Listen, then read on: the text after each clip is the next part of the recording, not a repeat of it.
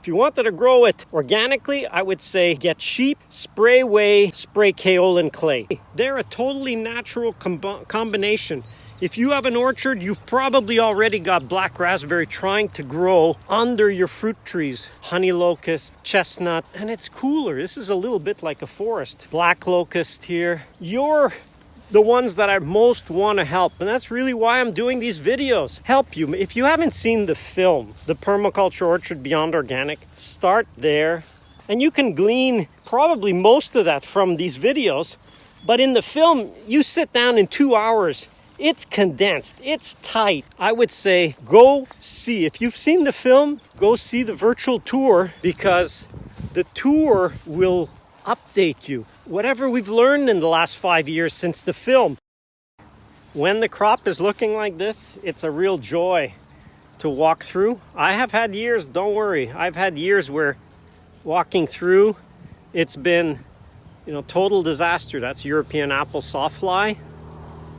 That's okay. It's part of the June drop. There's fruit falling. It's a thinning naturally happening. One of the big follies, and it's a folly, it's a treadmill mentality. Let me just paint the picture for you how it happens in a conventional orchard. You prune to get just the right number of branches. That's great. We do that too. Then on those branches, you fertilize the year before so that your fruit set will be, your buds are really well nourished and you'll have a great bloom, and that's perfect. We want that too. When you get your flowering, bring in bees, because bees are not surviving naturally enough in your orchard. So you rent bees. They bring the bees in. They pollinate to get a right fruit set. Here's an ant, carpenter ant.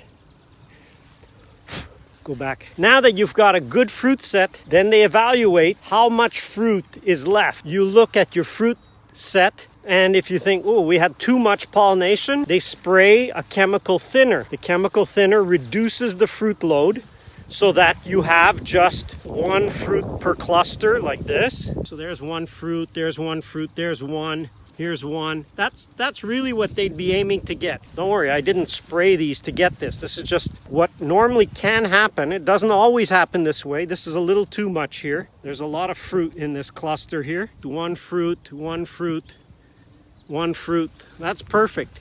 If you're doing manual thinning, you would be thinning to that level. So they have sprayed to get down to one fruit. Now, and this is right after blossom when the fruit are really small, now they have to start spraying insecticides so that that one fruit per cluster that's left, it doesn't get colonized by an insect like this European apple sawfly. So they'll spray against the whole range of insects to reduce so that you only have one fruit per cluster, and that one fruit per cluster doesn't get hit by any insect. You see the logic in there? You've sprayed to get to one. Once you're at one, you spray so that that one makes it till the fall. There's nowhere in nature that happens. There is a sharing of the crop, even on a tree. A tree is naturally going to overproduce to feed a whole cycle of insects. You think, well, that's not what they're doing. Well, that's what's happening. There's always some insects, and it's normal to have some insects that should be in here thinning some of this crop naturally. See, this one's got 2 fruit in a cluster. Those fruit that are left, they will make it, or many of them will make it till the fall, and without having to spray to try to get them there, because there has been a thinning. Well, that's the tricky part. You think, well, yeah, it is a bit of a tricky part, but over the years, I've seen that, you know what, some years you got a little more crop, or a lot more, and other years you get less. On average, we get a very nice crop, all that without having to, Charles Walters from Acres used to call it rescue chemistry. You don't have to rescue the crop. So that's my rant on the whole way the whole system is geared to. Anyway, it's like overprotection. You have to get what you've got to get it to go to the fall to get the right crop. Anyway, you have to choose your battles. Please don't think that I'm in any kind of battle with conventional agriculture. I love the work they're doing in that they are stewards of the land like I'm trying to be. They choose a different way to do it to reach that goal, and that's okay. I know. I've been there, not that I've been in conventional, but I've been there in trying to grow a monoculture. And the big shift really needs to happen on that respect, that you go from a monoculture to a polyculture, to allowing a few other crops. And there's people more and more showing examples of how you can have more than the one crop. Look at this.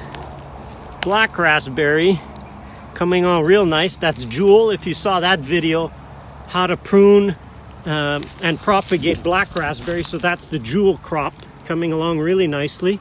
Here's the new canes for next year. And they're right beside, here's an apple tree right next to it. Think, well, how can you have apple tree right next to black raspberry? Hey, they're a totally natural combination. If you have an orchard, you've probably already got black raspberry trying to grow under your fruit trees. They're a natural combination. If you just grew black raspberries and your monoculture crop, you would see that you could get two crops in the same space. They would do really well. Anyway, I'm not here to convince conventional growers. I've given up on that because it's too hard to go from what you know, unlearn in order to relearn. And you really need to relearn a whole new set of skills almost to grow things this way. And that's one of the reasons I alluded to before that I didn't do an internship or I didn't learn from others, because I didn't have to unlearn. I did have to unlearn organic apple growing in a sense, because it was a monoculture. I saw the shortcomings of that system, and I guess I wasn't too far entrenched in that system that I was able to rip that out. I would never do that again. I would never rip out an orchard to then plant a permaculture orchard, as I did. Look, I did it. I tell you, if you have it, don't do it. Because as long as your block and your orchard is profitable, keep it. Keep growing it the way you're growing if you want. If you wanted to grow it organically, I would say get sheep, spray whey, spray kaolin clay. Those three will get you so far into a really nice, insect-free, disease-free crop, you're going to be blown away. So that's my quick tip. If you want to grow organically a monoculture and you had the misfortune of inheriting an organic or a monoculture orchard, you grow your crop with sheep to do the grass and insect control because they pick up drops. You spray whey, that is far more effective against disease, and you spray kaolin, which is the simplest and best treatment in a way that you could eat the stuff. I mean, kaolin clay is used in all kinds of products. Using those three, you'll get a fantastic organic crop. Your soil life in the orchard will increase. Even without the extra biodiversity that we have, it will still go a long way. Anyway, that's my rant on that. Check these out. Coming along, Egyptian onions. So that's what they look like. Now the bulbs are starting. They're actually going to start to flower soon. I can get pumped about some things, but you know what? You got to pick your, not battles, but you got to choose at one point what you want to focus on.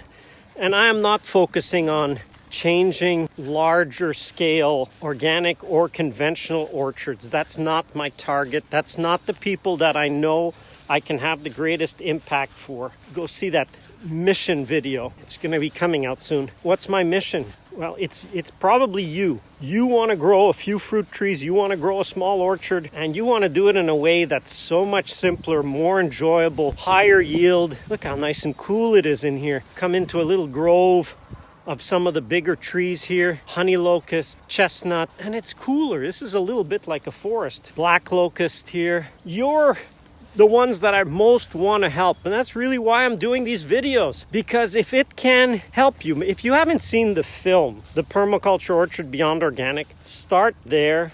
I get calls, I get emails, people asking advice. I say, look, start with the film.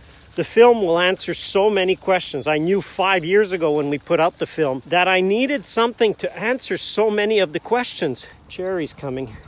That's probably Juliet cherry, starting to get red. That was the purpose of the film, to get you going, get you started, give you the techniques, give you the information, give you the basics. And you can glean probably most of that from these videos.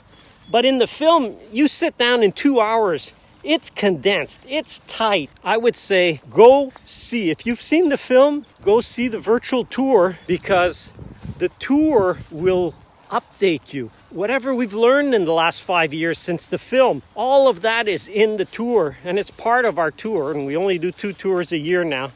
That's it. I'm not touring people all the time, and I get way too many requests for people wanting to visit. That's why we did the virtual tour.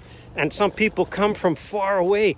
I say, don't travel far to get here. Save your money. Don't do the traveling. You can take the tour now and get, in fact, more than what you would normally get on a tour. I don't mean this to be a promotion for the tour, but I've been seeing comments and emails about it. And if you've emailed me, I'm sorry. I don't answer emails anymore, or very few, because it's just too much. I can get pumped about some things,